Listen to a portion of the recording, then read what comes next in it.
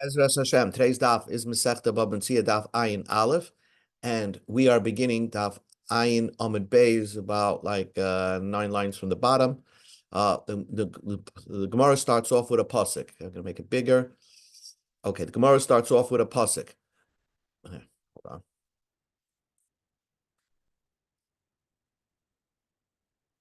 Hi, Sheldon. We just began. Thank you. Okay, great. Ayin Amud Beis. Today's daf is daf Ayin Aleph, and we're about 9 lines from the bottom. And so Okay. is going to be discussing the evils of ribas. So the Gemara says, the Gemara starts off with a pasuk. Marba hoynei b'neshech, if someone who increases his wealth by lending out his money with interest, basically he's a hard money lender. Visarbis. Visarbis is another synonym for interest. So the Gemara says, the pasuk says, "L'choinin dalam yikabtzenu." He's really his wealth will go to those who have mercy, those who show kindness to poor people. What does that mean? Basically, what the Gemara is saying is, you increase your wealth through interest, through that easy hard money lending, and what's going to happen is that the government is going to take your money and give it to liberal causes. That's what the Gemara says. Amarav, Kagoin Shov or Malka, like the Persian government, they'll take away your money and give it to the homeless. So you think you're making money, but you're going to end up losing it. So the Gemara understood that this is only if you make your money by lending money with interest to Jewish people. So Amar Rav Nachman corrected it. And he said, Amali Huna told me, Ella dafila ribis the guy. That this brisa, this teaching, was even to make your money in interest by lending your money with interest to a guy. That's also prohibited, midrabanan. And the Gemara understands that the Gemara doesn't understand why it should be usher to lend to interest to a guy. So the Gemara, but the Rav Nachman said that's what the pasuk is lamenting. So the Esvei Rav Nachman, Rav asked Rav Nachman, how could you, Rav Nachman, say that it's prohibited to lend money with interest to a guy? The pasuk says la nochri sashich, to a nochri, to a guy, you could take interest. So answers the Gemara, my tashich, what does it mean that you could take interest from a guy? Loi tishach means you could pay interest to a guy. The Gemara says tishach, loi tashach. It means the Gemara thought it means you can't take interest from a guy. So Rav Nachman explained, no, it means to a guy you should pay interest, and not that you should take interest from a guy. So Rav Nachman maintains his opinion that you're not allowed to take the interest from a guy, but you're allowed to pay him interest. Says the Gemara, what is the pasuk trying to tell me, that you have to take interest from a guy? And it makes no sense. That makes no sense. So the Gemara says, what the pasuk is saying, not that you have to give your interest to a guy, but what the pasuk is saying is that to your brother, you're not a borrower is not allowed to pay interest. So if you borrow money from another Jew, as a borrower, you're not allowed to pay interest. So Gemara says, Achicha behedik that not to pay interest to your brother, that's a separate pasuk. Lachicha loisashik, don't pay your brother interest. So what does the pasuk mean to say to a guy you should pay interest? Answers the Gemara, Lava Allah be'esev loisase, that if you pay a Jew interest, you get a loisase and an essay. A loisase means lachicha loisashich, and an essay means lachri sashich. Only to a guy you could pay interest, but not to a Jew. So really, what Rav Nachman maintains his opinion that to a guy you're not allowed to lend money with him paying you interest. So the Gemara asks the obvious question. Our Mishnah, our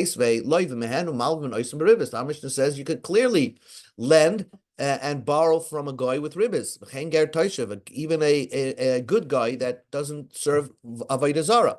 So our Mishnah says clearly that you could lend your money out with ribis. Jews were always in the money lending business. You're right. Ella, we learned. We go to the top of Amud Aleph, b'chdei chayav. If that's the way you're making your living, in other words, you have no other way of making a living, then you have a heter to to lend money to a guy with interest. And the reason why, if you have that you should not be involved in such a business, is because if you're in the money lending business, if you're lending money with interest to a guy, Rashi says you're going to come to lend interest to a Jew also. So who's going to come to borrow money from you? So it's not a good business to get into. But if you have no choice, like many times in history, you have no choice, then you're permitted to lend money to a guy with interest. Ravina says that Ravina has another reason why you shouldn't be involved in the money lending business, even to goyim, for interest. The reason is because the guy is going to sit by you, try to do a transaction. He's going to be very nice because you're lending him the money and he's borrowing the money. And you might learn from his bad maisim. You're going to learn from his culture. So we want to make a distance from you, between you and the guy. So our Mishnah says it's permitted. Our Mishnah is talking about, Ravina says, our Mishnah is talking about a Talmud Chacham who's permitted to lend money to a guy. Because time of my Gezur Rabbanan, what's the reason why the rabbi said, don't get involved into money lending business, even to a guy, Shema Yilma Mamasa, because you're going to learn from his culture. The Kaven, but for a Talmud Chacham, the Kaven, the Talmud Chacham, our Mishnah, which is discussing a Talmud Chacham, Lo Yilma Mamasa, he's not going to learn from his action. He's gonna know this is that the guy is being nice to him because he wants to borrow the money, but he's not gonna learn from the Goyish culture, so he could lend to a guy with ribbis. That's one version of what Rav Nachman said in the name of Huna. It was talking about whether you can, is there an isser to lend money to a guy with interest? The others learned that Rav Huna was talking about something else, totally not related to interest. It's talking about something else. The Tani Rav Yosef taught. The pasuk says, "Im kesef talvis ami es ani imach." The Torah tells you this doesn't mean if that when it happens that you are obligated in the mitzvah that you could loan a poor a poor person money imach. So the Torah tells you the following laws of lending money, but the Torah also prioritizes which person gets the loan first. Ami v'goy, if you have two people coming to you, one is a Jew and one is a goy, ami kaidim, lend to the Jew. Ani v'ash, if a poor person and a rich person come to you for money to lend, ani kaidim, lend the money to the poor person. Ani yecha v'ani ircha, if you have to loan money to the poor people of your family, or v'ani ircha, the poor people of your city, ani yecha kaidim, lend to the poor people of your family. Family comes first. The poor people of your city versus the poor people of another city. Then lend to the poor people of your city. So Amamar, and here's where Rav Nachman said something in the name of Huna. Ami v'goy. The Brisa said, if you have a choice between two people come to you for a loan, one is a Jew, one is a goy. Ami kaidim, lend to the Jew first. Pshita, that's obvious. Lend to the Jew first. You get a mitzvah. Why there's a mitzvah that you have to do chesed to a Jew, to your fellow who's in your nation. On this, Rav Nachman said in the name of that Rav Nachman said, Huna told him, even though you're going to lose money by lending to the Jew, because the guy is willing to pay you interest, and the Jew is you have to lend for free. So the pasuk tells you, nevertheless, lend to the Jew for free than to lend to the goy with interest. This was the topic that Rav Nachman who said in the name of Huna. Nu Gemara. Tanya, we learned in a brisa. Rav Yosi said, Voi urei, come here and observe. Samyas eineim shel malvei beribis. Look how blind people who get involved in the money lending business, they lend to Jewish people money with interest. There were some rich people in the village who had the money, and they would lend to other people, other Jews, with ribbis. But look how they're blinding themselves. If someone would call you a Rasha, a man calls his friend a Rasha, so Yored Ima Lechayev, the guy would be so angry at him for insulting him, calling me a Rasha. In fact, according to Rashi had an opinion, you're allowed to, mess up his business for a person who verbally insults you by calling you a Rasha. But then Rashi rejects that interpretation. But the bottom line is, if someone calls you a Rasha, that is the worst insult, and therefore you take it very, very to heart. But a malve beribis is actually calling himself a Rasha, because v'hei meviim edim, they bring edim, v'lavlar and a scribe, v'kulmus and a pen, u'diyoy and ink, v'koisman, they write up the whole loan document, v'koisman, and they sign. And basically, by doing that, they're calling upon themselves that they themselves, being the money lenders for ribas, they're calling themselves Rishoyim. And Ploini Ze Kofa Belakei Yisrael. And they're also calling themselves that they deny that God sees everything, because they think they have just this private arrangement. It's just a loan document between two people that they're charging interest, and they see that God, doesn't know anything about it. So that's also a kfira that they have, a denial of God. So basically, the power of money blinds their eyes. Blinds their eyes from the bad name they're bringing upon themselves, and the denial of Hashem. Tanya, we learned to the Brisa, Shimon and Lazanaima, Kol Mish Yesh Lemoyis Malva Oisim Shloi Beribis. If you have money and you lend it to people without interest, all of our Kasavayim, the Pasuk says, Kaspay Loi Nasam B'Shech Neshech, B'Shoichet Al Noki Loi Lokach, I say Elo Lo Yimet Loilam. If you don't give your money for interest, then you will never ever suffer any financial loss. Halamadata, it teaches you the opposite. Shekol hamalva beribis. If you loan people money with interest, the chasav mismaititim, you'll suffer financial losses in other places. Says the Gemara, you told me that somebody who does not lend his money out with interest will not suffer a severe financial loss. The Gemara says an observation. But we see people who are nice, kind people, not lending with interest, and and their assets, do suffer financial losses, real severe financial losses. Answers the Gemara, Amr Ablaza, they rebound. You might see them that they lost money, but rest assured they're not going to die that way.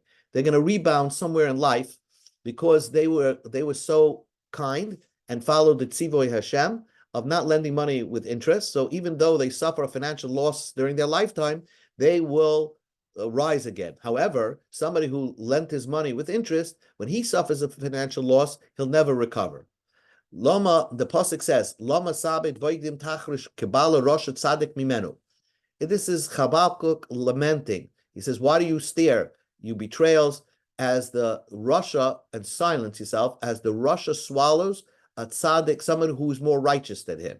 So Amar Rav Huna explained, tzaddik mimenu baleya, tzaddik gamar eina baleya. A tzaddik gamar, that means a total tzaddik, 100% tzaddik, is not swallowed up by the Russia. He rebounds. In other words, there's certain people who do right things, but they're not 100%, and therefore they get taken over by the Russia. But a tzaddik gamar, someone who's completely righteous, and in the context that the Gemara is saying is somebody who's probably not lending his money out for ribis, even though he falls, he will come back, and he's never swallowed up forever. He's never at a loss. Bet on him again.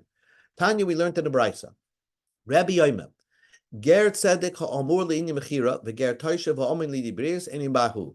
The Torah discusses a ger tzedek regarding the selling of an Eved Ivri, and the Torah discusses Ger Toishav regarding ribis, and it seems to contradict the Mishnayos. But let's discuss the first topic. Ger Tzedek. The Torah discusses that if you work on Shemitah, and you work your land on Shemitah, God's going to punish you, that eventually you're going to be sold as an Eved Ivri, not only to a Jew, but to a Ger, not only to a Ger Tzedek, but even a ger toishav, which is a good guy, not only to a good guy, but even to be sold to avodah zarah, someone who violates the shemitah by working during the year of shemitah. So the Gemara says like this: after the Torah tells you about the laws of shemitah, the Torah discusses if your brother is poor and he sells himself to you. Not only he will eventually sell himself to you, el ger, he'll sell himself to a regular ger, a non-Jew by birth. Not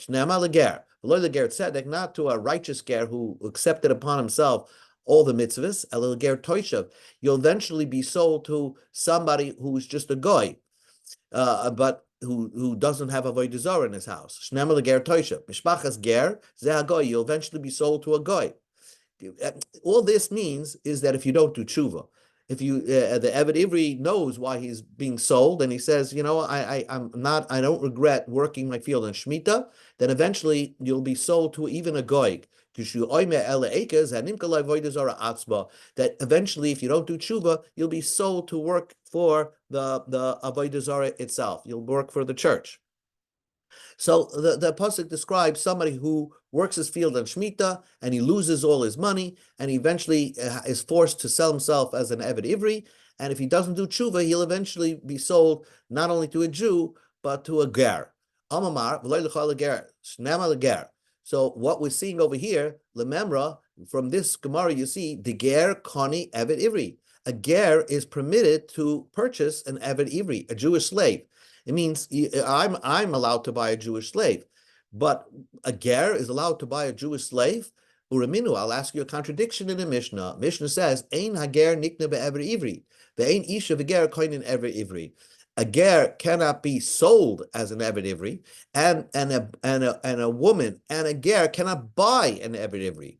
Ger le nikle be'ever ivri. A ger cannot be sold as an Eved Ivri v'shavel mishpachli, because the Torah limits. The Torah says be'inim v'oleika, that after the term, after Yovel comes, he should be only people who could go back to family are sold as an Eved Ivri. But a ger doesn't have any family, so therefore the concept of Eved Ivri doesn't apply to him.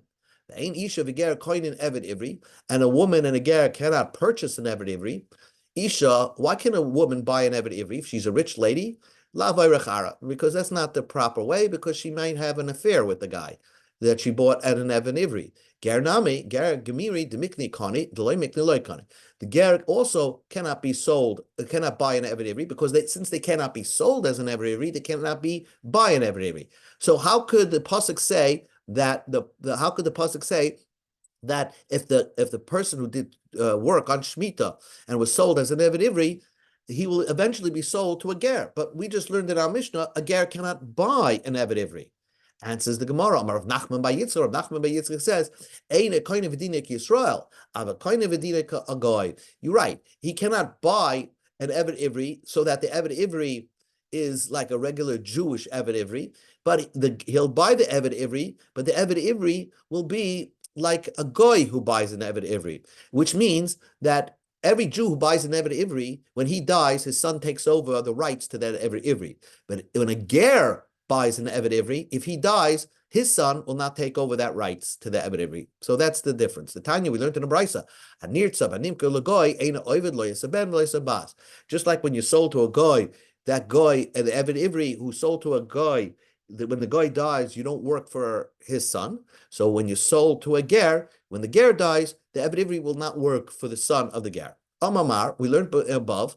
Now here comes fascinating Gemara. It's very fascinating. Amamar, ve'nisha v'ger koinen Eved Ivri. A woman cannot buy an Eved Ivri. So the Gemara says like this: Nema the loik Rab Shimon ben Gamliel.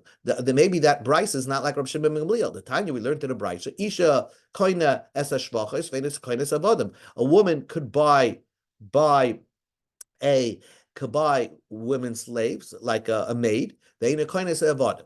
Right. Rab Shimon ben Gamliel, a woman could buy an Eved. So the Brisa says, the previous Mishnah said that the woman cannot buy an Eved. And here Rab Shimon ben Gamliel says a woman could buy an Eved. Answers the Gemara, Rab Shimon ben Gamliel. Like Kasha, it's not difficult. Kamba Eved Ivri. A woman cannot buy an Eved Ivri, but Kamba Eved Kanani.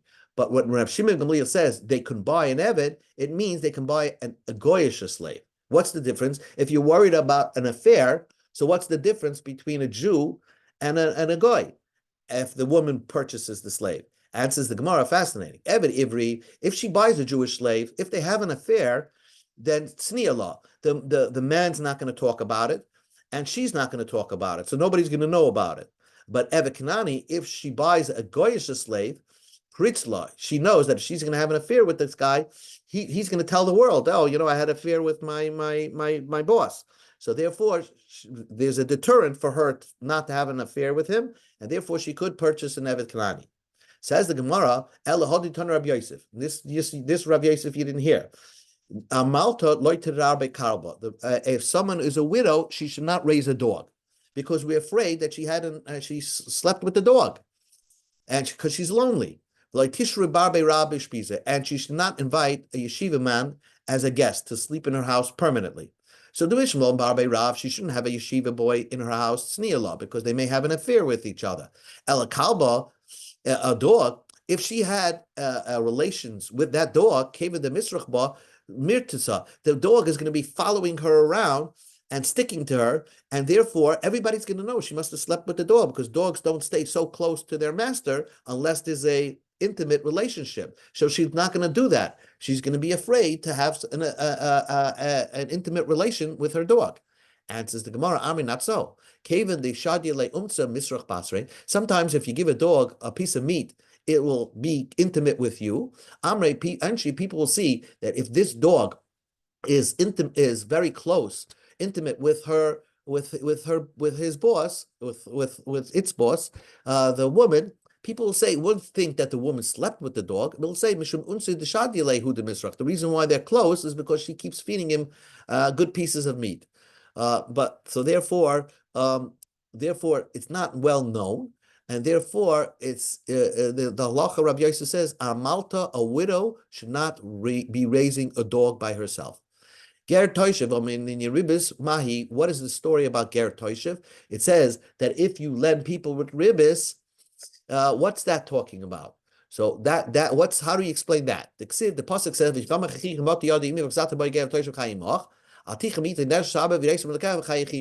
you read the pasuk directly, the Torah says, don't take interest, right? But the Torah says not only you shouldn't take interest from your brother, but also a good guy, a guy that doesn't serve idols, you don't take ribbis from him.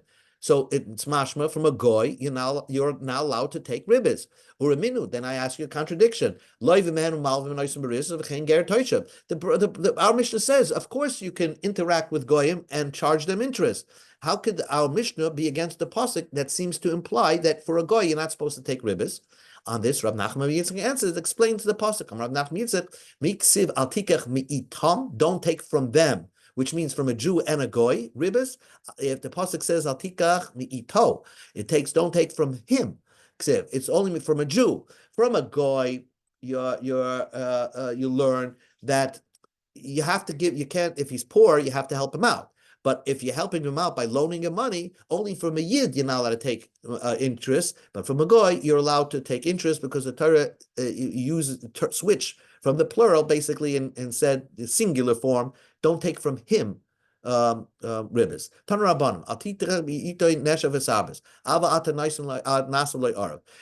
You're allowed to be a cosign, a guarantor on a loan that has interest to it. That's what the Brisa says. Now the Gemara, we go to Amud Beis, Arv Laman. What is the Brisa talking about? You're allowed to be a guarantor on a loan. If one Jew is lending another Jew money with interest, right? And so the Jewish guarantor signs on the document, is that permitted? But Tani, we learned in the Brisa, say the following people get the Avera of ribbis: Hamalva, the lender, V'haloiva, the borrower, Ha'arav, the guarantor, V'edim, and the Edim that sign on the document. So it can't be that you're permitted to sign as a guarantor on a document that has ribbis to it. It means that the Jew is lending from a guy, a Jew is borrowing from a guy, and another Jew is signing on as a guarantor to that loan. So the Gemara says, the Kiva, the Gemara asks the question, why should that be permitted? Kiva did the guy also boss arva inami kushakam in a ripsa. When the guy collects in the Goyish world, they first go to the guarantor before they go to the borrower.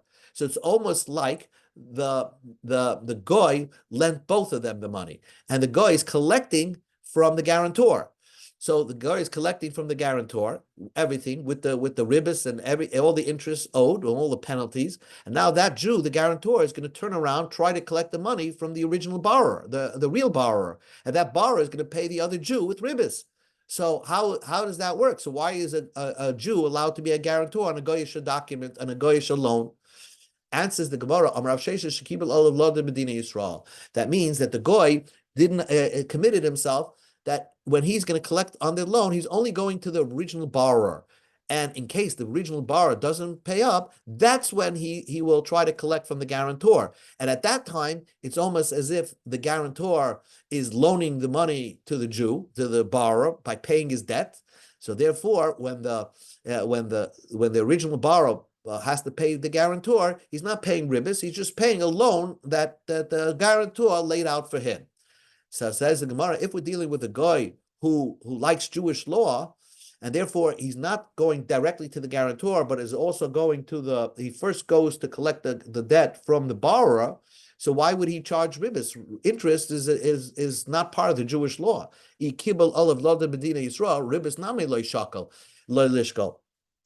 should not take any ribas. So if it's such a guy that doesn't likes to follow Jewish law, he should not be taking interest.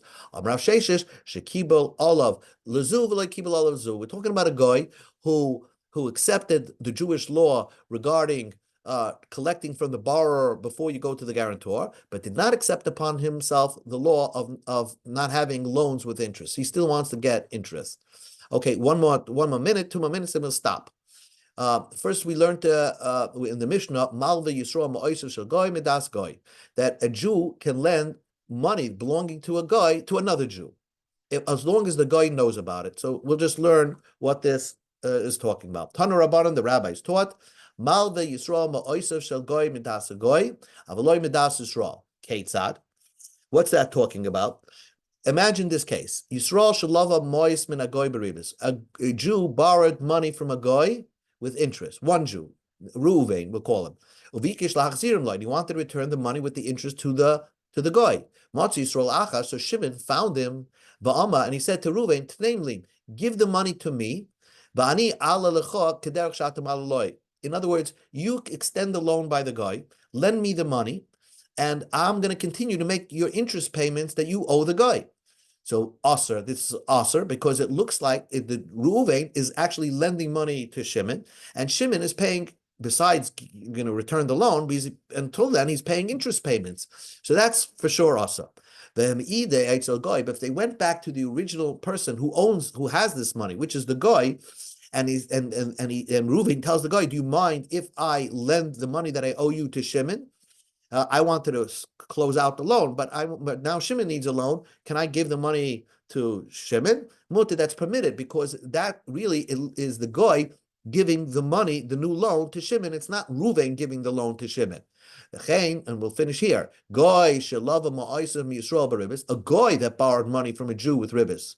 So the guy is borrowed money from a Jew.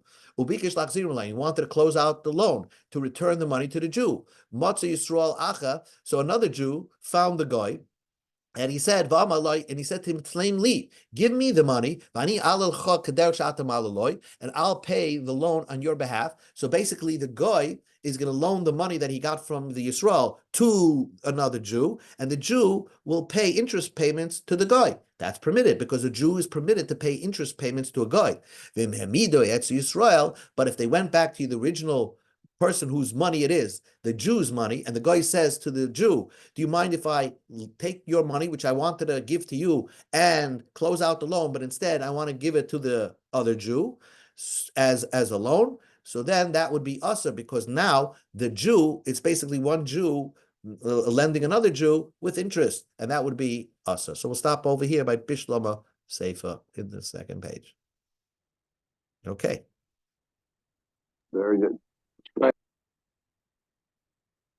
So the Gemara just continues over here and finishes it off. Bishlama Sefer is very good, the end of the Brisa, the second case, L'chumra, because when you go back to the guy, and the guy is now becoming a shliach of the Jew, so L'chumra, we say it's Aser, right?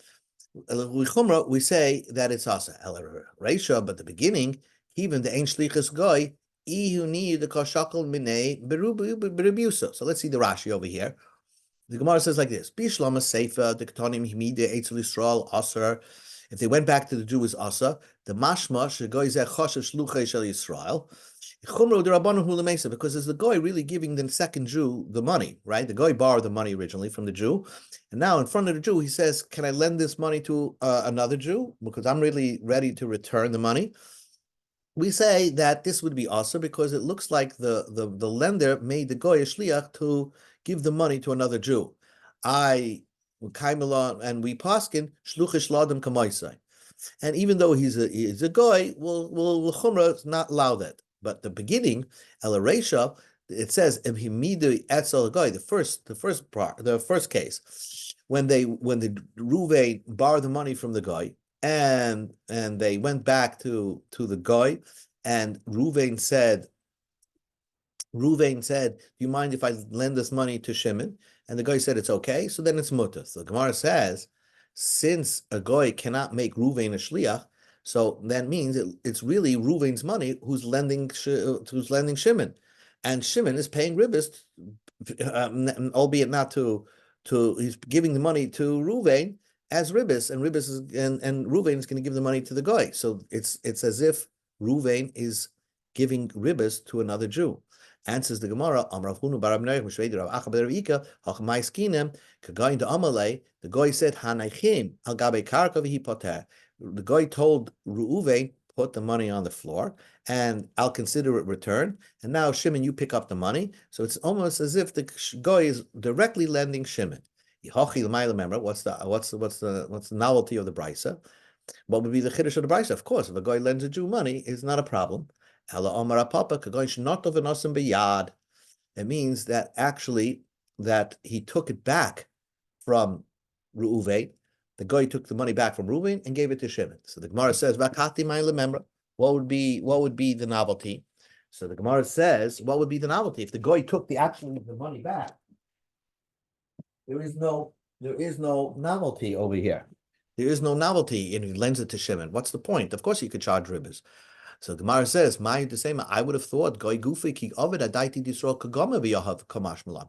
I would have thought that the reason why he's lending Shimon is because he's doing it on the device of Reuven. So it's almost as if Reuven is really the one lending the money. So the Gemara says, no, once Reuven returned the money to Shimon, the term is over, and when the guy relends that money once Reuven returned the money to the guy, and the guy re-lends that money to Shimon, it's a new loan. Ravashi gives another teretz. Ki amrina. And when do we say ain't shlichus l'goy, that a goy has no shlichus? Hani mila betruma. Avokal tarakuli shlichus l'goy. The reason why when Reuven gives the money to Shimon, it's because the goy made him a shliach to lend the money to Shimon, and therefore it's not a problem. It's not a problem because the yid could be a shliach the yid could be the shliach of the guy. And therefore, that's not a problem. Says the Gemara, the Ravashi Berusahi. That's a mistake. A yid cannot be a shliach of a guy because maish not truma deloy the ksiv atem gam atem b'nei bris avshluchacha b'nei bris. When a Jew has truma and he wants somebody to take the truma on his behalf, he has produce and he wants somebody to take truma on his behalf from his own produce, so he can hire another Jew. Go take truma from my fruits, but he can't tell a goy to do it. Just like you are Jewish, your shliach has to be Jewish, and excluding a guy. So the answer is shlichus the kol atayr kula name mitruman gamin. In law, we learn shlichus from kol atayr from truma, and therefore a guy cannot be a shliach of a yid, and a yid cannot be a shliach of a guy, and therefore when the Reuven gives the money to Shimon, he's actually Reuven doing the lending and not the guy doing the lending. And Ravashi Berusahi, Ravashi's teretz is outside. It's a mistake. Ika de Amri, others say, this will end. Amr Ravashi, Ki Amrin, and when do we say ain't shlichus l'goy? Ravashi's teretz was, when do you say that there's no shlichus to the goy? Hadimini inili didan. That means that we're making, they are our shliach. For example, I hire a guy to take off truma of my produce. But we can become their shliach. So that's the case over here. Reuven is now the shliach of the guy to lend the money to Shimon. So that would be considered shlichus, and therefore it's the guy that's lending Shimon the money. The Gemara says that's also not true. But the Ravashi Berusi, Maishne Indali Didan the Loy Ksiv Atem Gamatan Rabish Luchachem, Mata Bnei Bris Afsh Luchachem Reimis, Anali Didu Nami Mata Bnei Bris Kama. That means that just like any shlichas of truma excluding a guy, so also when we become their shliach, we're also excluded. That a goy cannot make us a shliach, and we cannot make a goy a shliach. That's what the Gemara concludes. And therefore, back to the case. Reuven is trying to return the money back to the goy that lent him the money, and Shimon says, extend the loan, lend me the money, and I'll pay the interest to you, and you give it to the goy. If they go to the goy, and the goy says to Reuven, okay, give the money to Shimon. If the goy says give the money to Shimon, so then the Brisa says and he finds if they went to the goy, then it's permitted. Okay, maybe the Eitzel guy that would be permitted. Okay, we'll stop over here.